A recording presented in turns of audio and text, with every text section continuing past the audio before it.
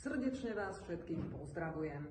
Na úvod voľne použijem citát, ktorý som si prečítala v konzervatívnom portáli Štandard. Chlapci v make-upe a ženskom oblečení, ktorí pred publikom predvádzajú sexualizovanú show. Divoko zmaľované dievčatá robia to isté. Volá sa to drag workshop.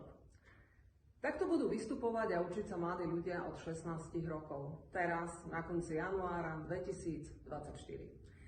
Chlapci a dievčatá z 11 krajín sa prídu učiť a predvádzať na 11 dní do Košíc na workshope sponzorovanom Európskou úniou a Slovenskou republikou.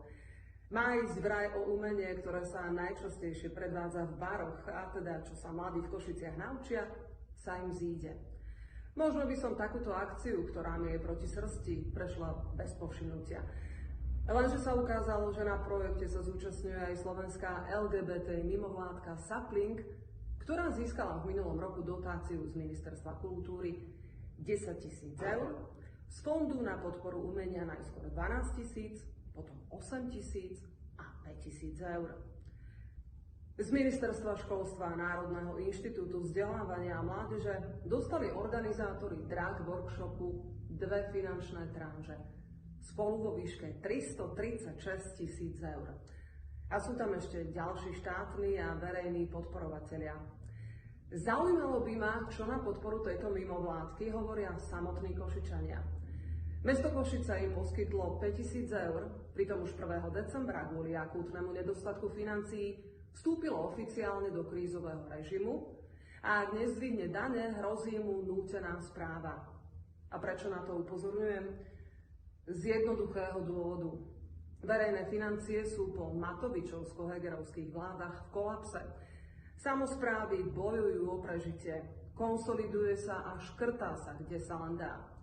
A preto chcem dopredu verejnosti oznámiť, že na takýto druh školenia mládeže na sexualizovanú show LGBTI organizovanú mimovládkou už nebude rezort kultúry vynakladať peniaze daňových poplatníkov.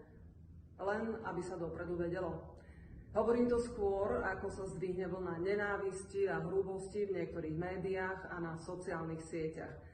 Takže na produkciu prajdov, školenia mládeže a aktivistov v LGBTI témach po školách a baroch bude Ministerstvo kultúry, tak ako v iných oblastiach, šetriť.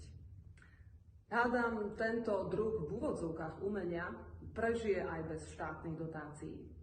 Už viackrát som sa vyjadrila, že odmietam progresívnu normalizáciu a moja zásadná predstava o ďalšej činnosti rezortu je návrat k normálnosti. Ctím si rôzne názory, ale nech je každému dovolené, a teda aj mne, vyslovovať svoj postoj. Žiaľ, stále viac a viac sa ukazuje, že súčasní liberáli a progresívci sú väčšinou ľudia, ktorí chcú, aby všetci mysleli a konali ako oni, dúhovo.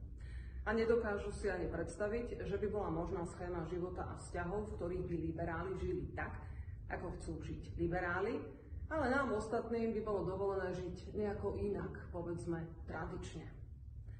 Nevnúcujte slovenskej spoločnosti váš pochmúrny štýl správania. A ak sa ľudia s iným názorom zoprú, nesnažte sa ich zastrašiť či prinútiť k vášmu videniu sveta a morálke.